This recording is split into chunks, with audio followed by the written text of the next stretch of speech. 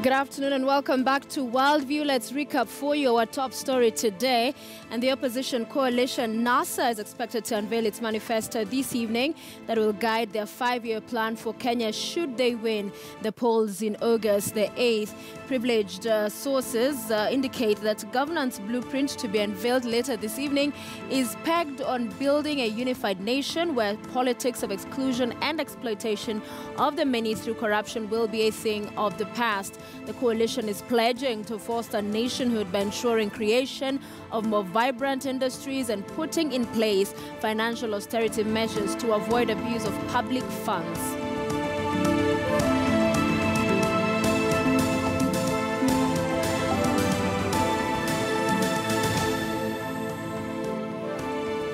And we're glad you're watching. We want to focus for the next few minutes on the Kenyan political landscape. The race continues to hot up here in Kenya. Joining me in studio to talk more about this is Odoyo Owidi. He is a political analyst.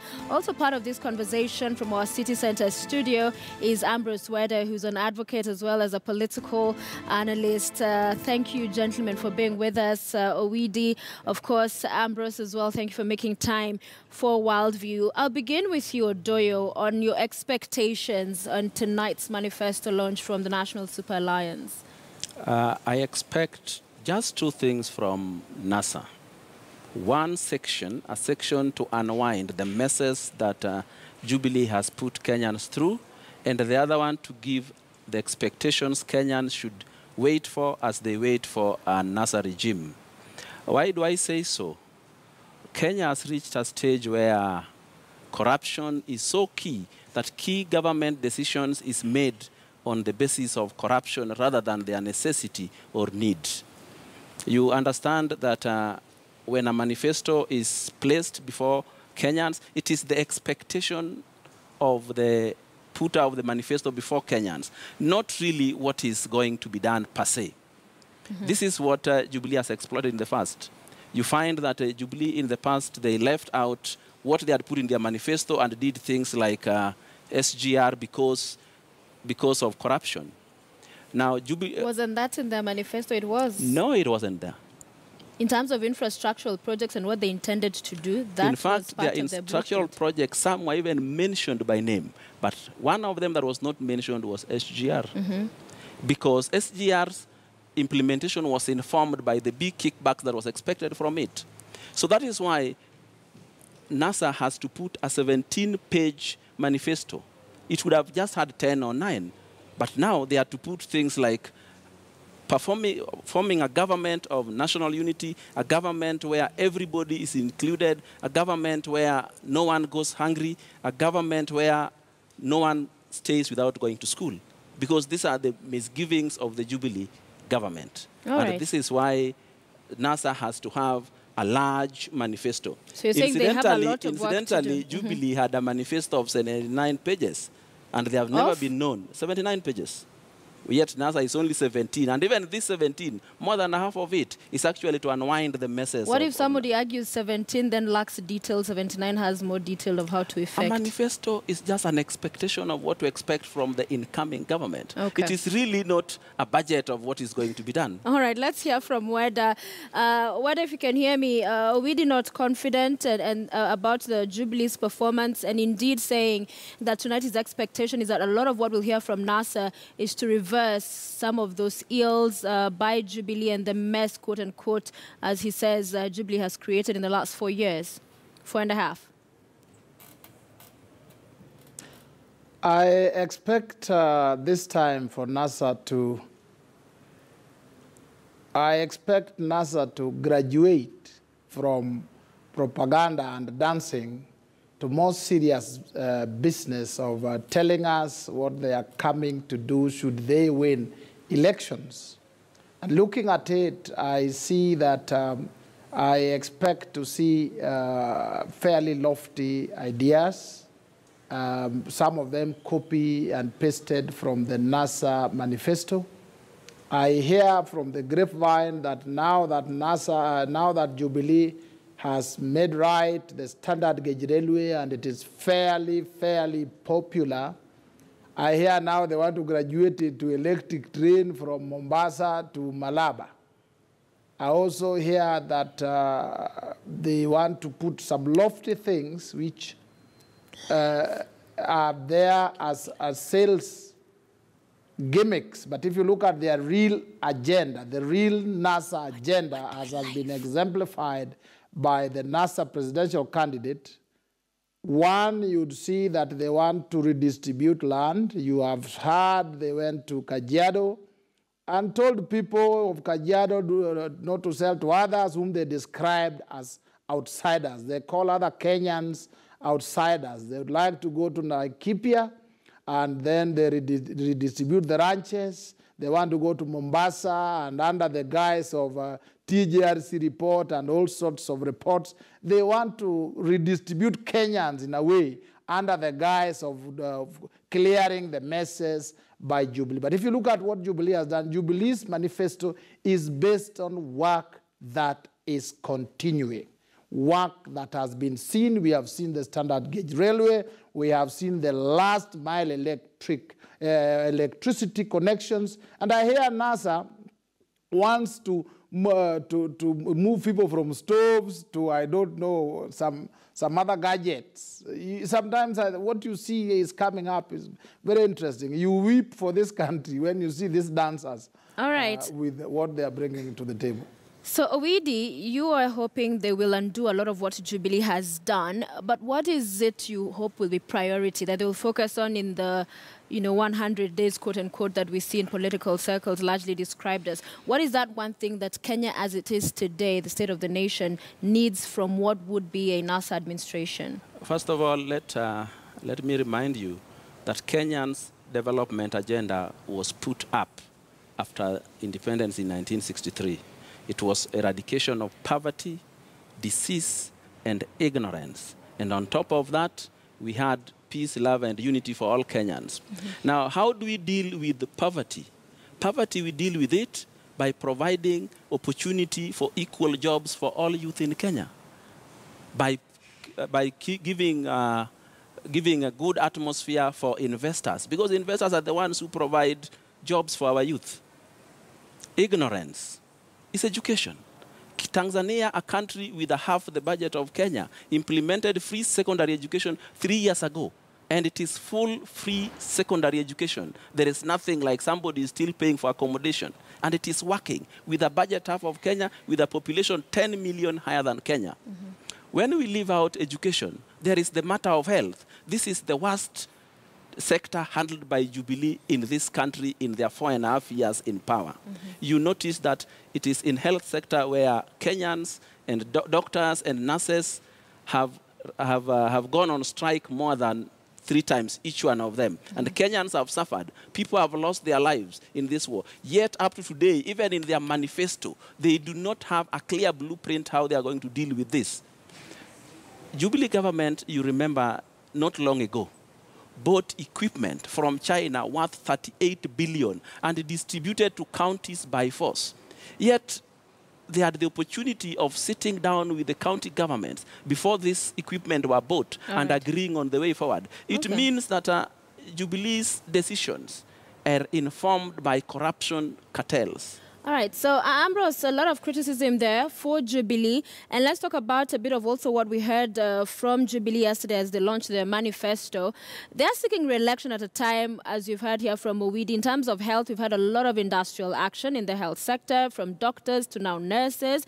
You have corruption, a lot of taxpayers' money being lost in corruption cases. And food insecurity, no unga in shelves. That's a huge problem. You're talking about a hungry nation and a sick country as well. So many would be saying there's not much to bank on in as far as asking Kenyans to trust them with another term in office. Let me start by telling you about, Owidi has compared us to Tanzania. Tanzania is generally a smaller economy. But let's look at things in perspective.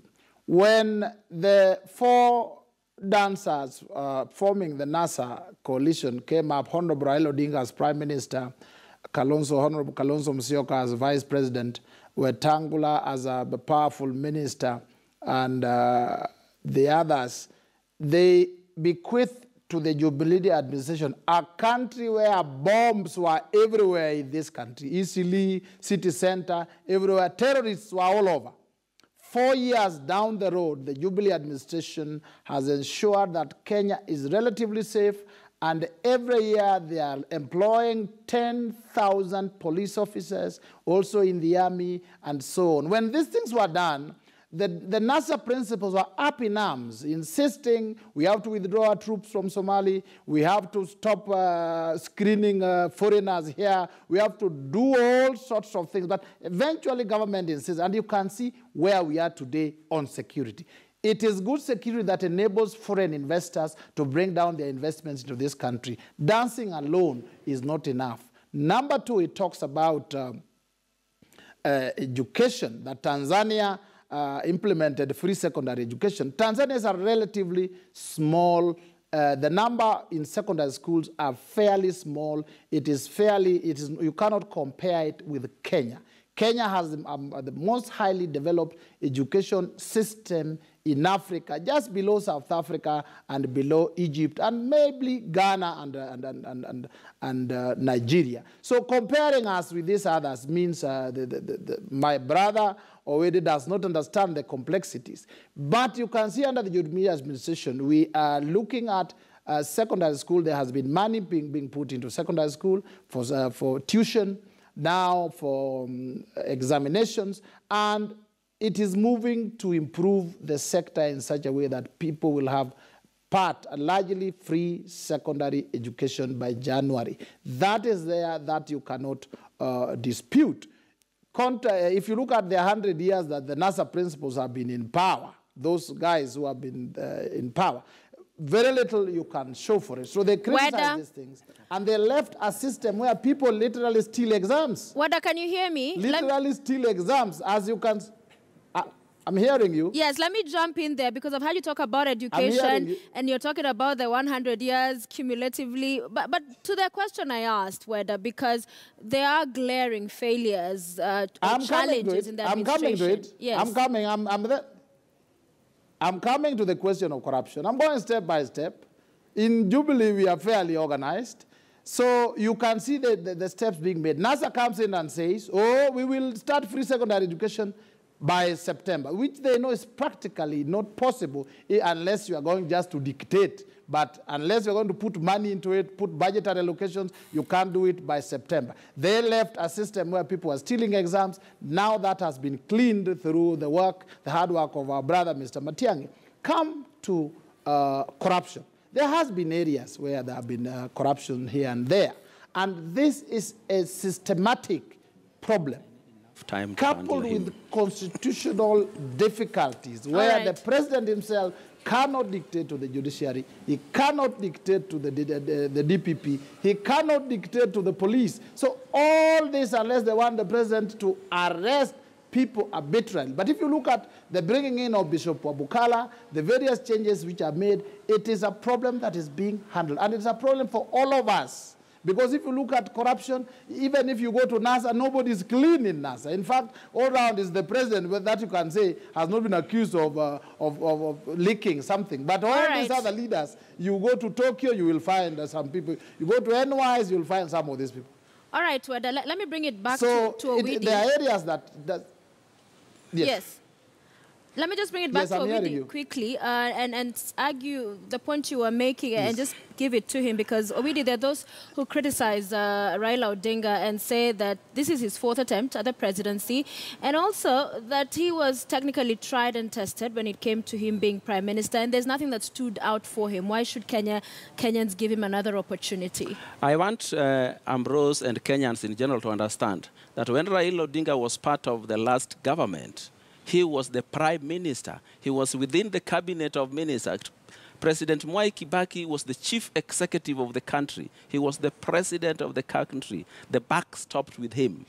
We cannot come out and then say that Raila Odinga had been given power and failed to use it. The only time it was being said they are equal partners, it was in the appointment of the cabinet. Running that cabinet from there on rested with Kibaki. You remember when Raila Odinga tried to fire 2 ministers. Kibaki reinstated them within the powers he had. But so, also when the president attempted to hire, was it a CJ, that was also reversed because there was no consultation. So at the end of the day, there was a requirement that there be consultation in key decisions in the country. But somebody who has already been appointed, the only thing you can do is fire them to make them toe the line. But if they know that once we have been appointed and the only person who can fire us is not Raila but Kibaki, then you cannot blame Raila if they do anything wrong. We can only blame him if he appoints somebody wrong. But I also want to go back at the budget for education, which he says that NASA is saying, please, yes, NASA is saying they are going to bring free primary education when there is no budget. How do you compare when 2 bridges built on the same river at the same size? One costs 1.2 billion and another one 150 billion. Same size. Yet even this one that costed 1.2 billion cannot even carry a human being, let alone a truck. And the one that costed 150 million is being used today. What I'm trying to say is when NASA comes to power, we only need to stop the budget on corruption, which is half of the Kenyan budget, and use it to provide free secondary education and any other services. You notice that the key issue in any country like Kenya is food, but none of the food projects of Jubilee has succeeded. Not Galana Kulalu, not Oloch Kimera, not any of those irrigation projects. There is ever a fight in National Irrigation Board. Nothing goes on because there's conflict when corrupt people fight for the corrupt loot. We must wind up, but I'll ask this question away from the manifestos, but still politics. Weda, there are allegations, you saw that bridge that collapsed in the western part of the country, the Sirisia Bridge.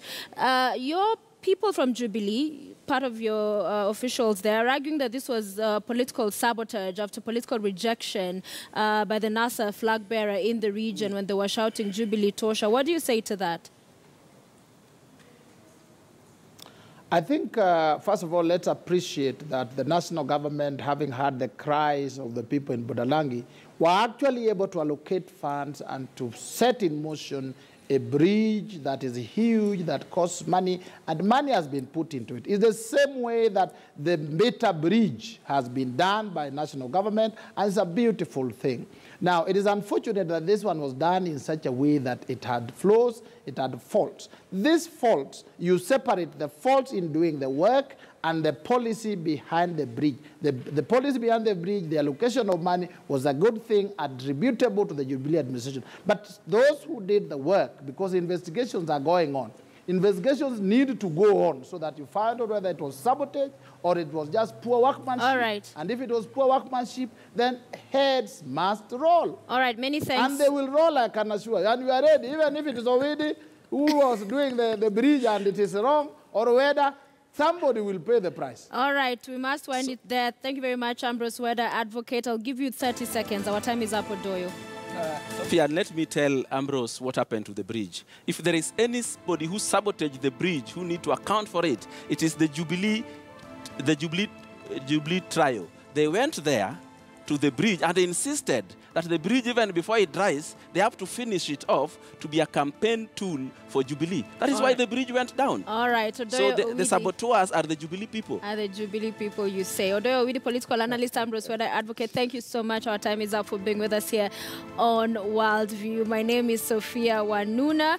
Mashuma Kapombe is coming up with Mbiu KTN, but I'll leave you with this story where a Canadian soldier has become the first woman from an infantry unit to take command of troops guarding Queen Elizabeth's Buckingham Palace residence in London.